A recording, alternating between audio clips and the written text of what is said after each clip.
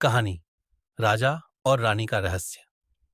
दोस्तों, बहुत समय पहले की बात है। एक छोटे से राज्य में राजा प्रताप सिंह और रानी मीनाक्षी का राज्य था। उनका राज्य समृद्ध था और लोग खुशहाल थे। राजा और रानी का प्यार सभी के लिए एक आदर्श था, लेकिन उनके महल के भीतर एक गहरा रहस्य छिपा हुआ था जिसे कोई नहीं जानता था। रानी मीनाक्षी बहुत ही सुंदर और बुद्धिमान थी, लेकिन वह हमेशा चुपचाप अपने कक्ष में ही रहती, कभी भी राजमहल के बाहर नहीं निकलती।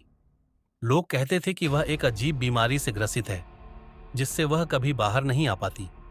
लेकिन राजा प्रताप सिंह हमेशा उसकी देखभाल करता और उसे महल में ही रखता। एक दिन राज्य में एक यात्रा से लौटे एक जासूस ने राजमहल के बाहर एक रहस्यमय आवाज सुनी। वह साक्षात्कार के लिए महल में घुसने में सफल हो गया।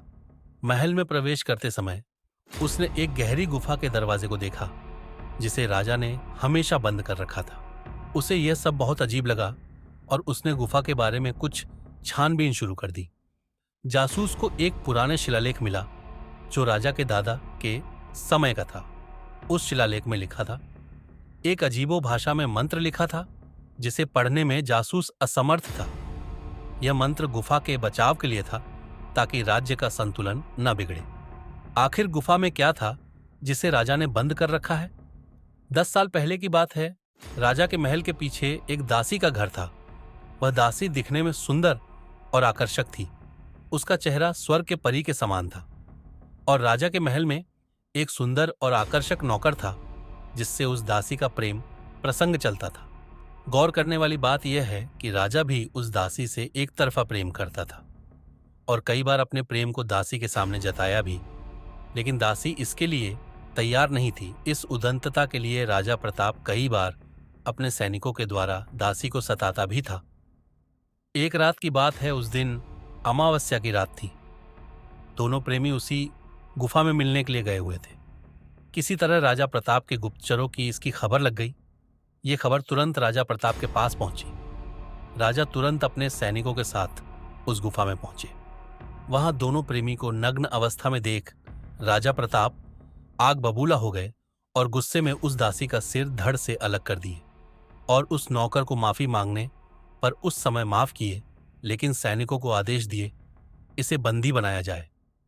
अगले दिन राज्यसभा में उस नौकर को भी सभी जनता के सामने आग में जलाकर मार डाला।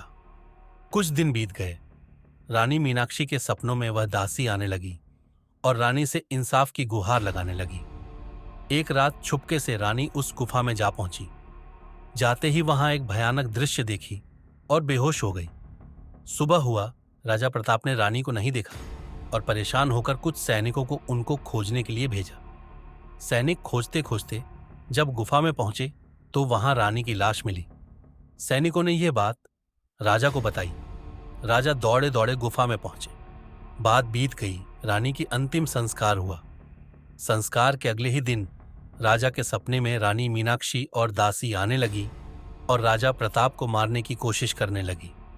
राजा प्रताप बहुत डर गए थे। अगले दिन तांत्रिक को बुलाया गया और कुछ मंत्र को लिखकर गुफा के दरवाजा को बंद कर दिया गया। अगर इस मंत्र को कोई पढ़ लेता तो वह गुफा का दरवाजा फिर से खुल जाता।